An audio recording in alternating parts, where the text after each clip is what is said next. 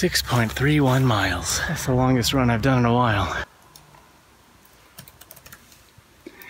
Is Kitty playing video games? Kitty's playing games. Now he's not anymore. Bye.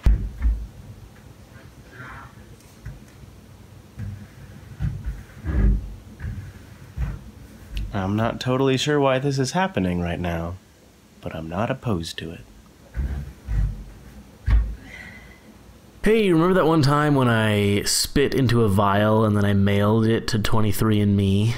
Well, I finally got my results back, so let's take a look. 24.0% Native American. So I guess this is a breakdown of my DNA, and there's a few things in here that I find a little surprising. I guess most specifically it looks like I'm almost 20% Iberian. Interesting, so the Iberian Peninsula contains Spain, Portugal, and Andorra. I have never heard of this before. My American ignorance is showing. I knew that I had some British and Irish in here from my mom's mom, but I didn't know that I had any Finnish or Scandinavian blood. I also didn't know that I had any Jewish heritage, but that's what that is. It's only 0.5%, but any at all was surprising to me. This was not surprising.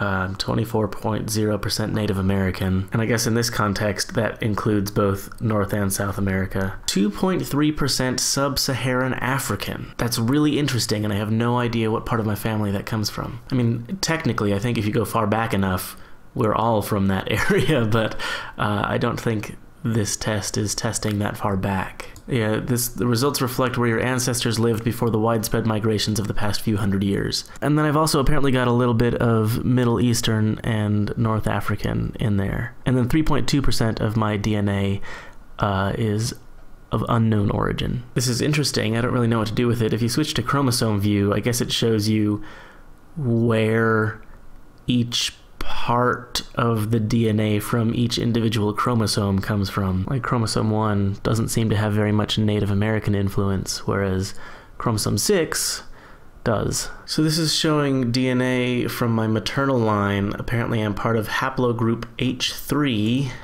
which is from these areas. I share a haplogroup with Jimmy Buffett. I guess you can look at the same thing from paternal line. I am R1B1B2A1A, which is a subgroup of R1B1B2. Apparently I share this haplogroup with Malcolm Gladwell. So according to this, I have 3.1% Neanderthal DNA, which is in the 96th percentile.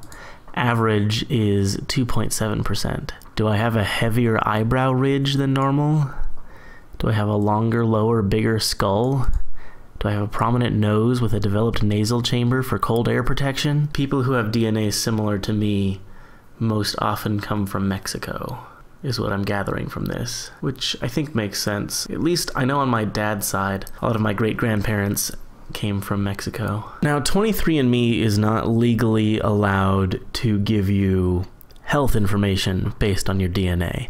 However, there are other websites, this one is called Prometheus, that let you import your data from 23andMe, because 23andMe does provide you your raw genetic data, so you can do whatever you want with that. And importing it into Prometheus allows you to compare your DNA with studies that have been done on various parts of the human genome.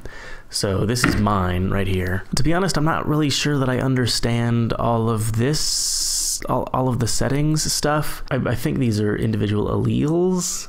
This allele means that my body breaks down some medicines at a slightly slower than normal rate, so they'll stay in my body longer. Anti-epileptics, antidepressants, antiplatelet drugs. According to this, I have a 3 times higher risk for developing a peanut allergy, 1.28% increased risk of atrial fibrillation and cardioembolic stroke.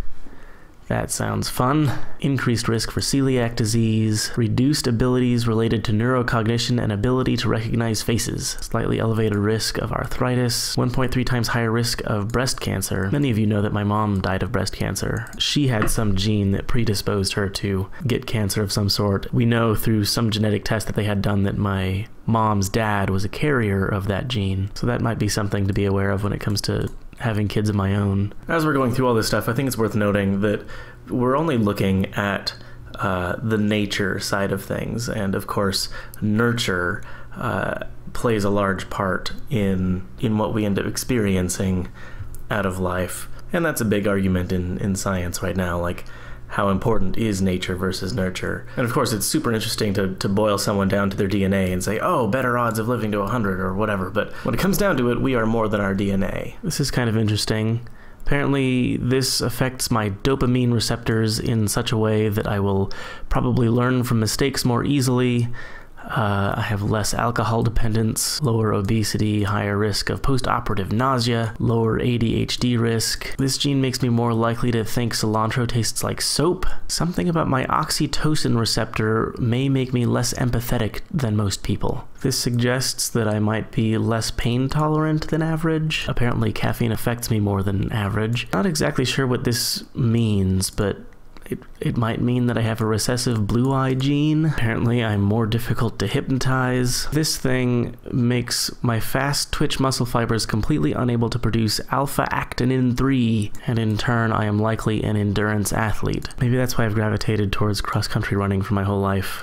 Sprinting does not interest me at all. Scanning through this, it looks like most of the stuff that I would need to worry about involves heart conditions, which I guess makes sense because both my grandfathers have had strokes. All of this makes me wonder, like, you couldn't do this 5 years ago, 10 years ago especially. Like the idea of spitting into a vial and then being able to see not only your ancestry information, but health-related data pertaining to your unique DNA. That's so cool. And I feel like this technology is still in its infancy. 10 years from now, 50 years from now, what are we going to be able to do? What are we going to be able to see about ourselves?